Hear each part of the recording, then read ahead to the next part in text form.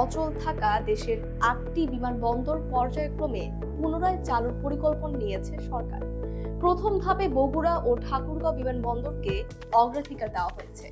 ইতিমধ্যে বগুড়ায় আন্তর্জাতিক মানের বিমানবন্দর নির্মাণের সিদ্ধান্ত অনুমোদন পেয়েছে, আর ঠাকুরগাঁও বিমানবন্দর পুনরায় চালুর প্রস্তুতিও জোরদার করা হয়েছে।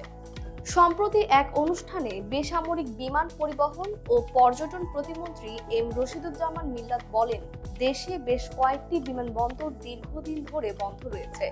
পূর্ববর্তী সরকারের সময়ে বিভিন্ন কারণে এসব বিমানবন্দরের কার্যক্রম বন্ধ করা হয়েছিল।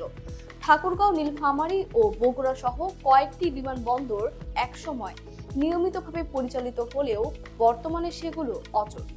সরকার এসব বিমানবন্দর পুনরায় চালুর উদ্যোগ নিয়েছে। প্রতিমন্ত্রী আরও জানান, ভবিষ্যতে নতুন বিমানবন্দর নির্মাণের প্রয়োজন হলে তা ময়মনসিংহ বিভাগে স্থাপনের বিষয়টি বিবেচনা করা হবে।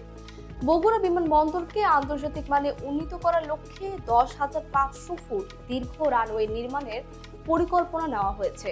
এর ফলে বোয়িং সহ বিভিন্ন ধরনের যাত্রী ও কার্গো উড়োজাহাজ অবতরণ করতে পারবে।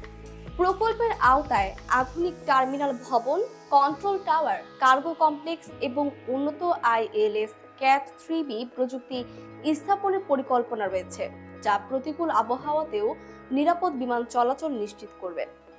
প্রকল্পের নকশা ও কারিগরি সমীক্ষার জন্য বাংলাদেশ প্রকৌশল বিশ্ববিদ্যালয়কে পরামর্শক হিসেবে নিয়োগের প্রক্রিয়া চলছে। পরামর্শক নিয়োগ সম্পন্ন হলে 6 মাসের মধ্যে পূর্ণাঙ্গ নকশা ও উন্নয়ন প্রকল্প প্রস্তাব প্রস্তুত করার লক্ষ্য নির্ধারণ করা হয়েছে। প্রকল্প বাস্তবায়নের জন্য 400 থেকে 600 একর অতিরিক্ত জমি অধিগ্রহণের প্রয়োজন হতে পারে। পাশাপাশি বাংলাদেশ বিমান বাহিনীর সঙ্গে সমঝোতা নবায়ন ও রানওয়ে সেফটি এরিয়া উন্নয়নের কাজও চলমান রয়েছে। প্রাথমিকভাবে প্রকল্প ব্যয় 3,000 কোটি টাকার বেশি হতে পারে বলে ধারণা করা হচ্ছে। অন্যদিকে ঠাকুরগাঁও সদর উপজেলার শিবগঞ্জে অবস্থিত বিমানবন্দরটি 1965 সালের যুদ্ধের সময় এটি ক্ষতিগ্রস্ত হওয়ার পর সংস্কার করা হলেও যাত্রী সংকটের কারণে 1980 সালে এর কার্যক্রম বন্ধ হয়ে যায়। বর্তমানে বিমানবন্দরটির অবকাঠামো অত্যন্ত জরাজীর্ণ অবস্থায় রয়েছে। টার্মিনাল ভবন ও কন্ট্রোল টাওয়ার প্রায় অকার্যকর। এছাড়া অগ্নি নির্বাপন ব্যবস্থা, বিদ্যুৎ সুবিধা এবং আধুনিক নেভিগেশন সরঞ্জামেরও ঘাটতি রয়েছে। বিদ্যমান 6,000 ফুট রানওয়েটিরও আধুনিকায়ন প্রয়োজন।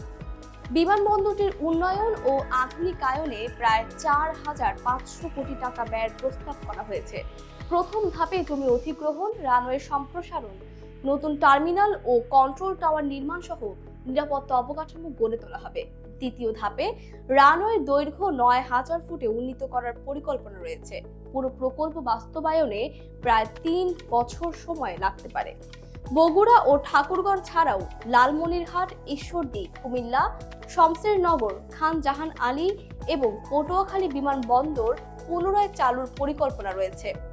সম্ভাব্যতা যাচাইয়ের ভিত্তিতে কোন বিমানবন্দর আগে চালু করা হবে সে বিষয়ে চূড়ান্ত সিদ্ধান্ত নেওয়া হবে।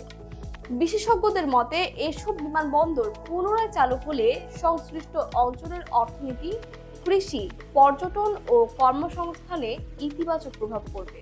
তবে প্রকল্পগুলোর দীর্ঘমেয়াদী সফলতা নিশ্চিত করতে যাত্রী চাহিদা, বাণিজ্যিক সম্ভাবনা এবং টেকসই পরিচালনা ব্যবস্থা নিশ্চিত করা জরুরি। বেসামরিক বিমান চলাচল কর্তৃপক্ষ জানিয়েছে, অব্যবহৃত বিমানবন্দরগুলো পুনরায় চালুর প্রস্তাব ইতোমধ্যে মন্ত্রণালয়ে পাঠানো হয়েছে। সরকারের সিদ্ধান্ত ও সম্ভাব্যতা যাচাইয়ের ভিত্তিতে পরবর্তী পদক্ষেপ নেওয়া হবে। বর্তমানে দেশে 3টি আন্তর্জাতিক এবং 5টি অভ্যন্তরীণ বিমানবন্দর নিয়মিতভাবে পরিচালিত হচ্ছে। এছাড়া কক্সবাজার বিমানবন্দর আন্তর্জাতিক মর্যাদা পেলেও এখনও পূর্ণাঙ্গ আন্তর্জাতিক কার্যক্রম শুরু হয়নি।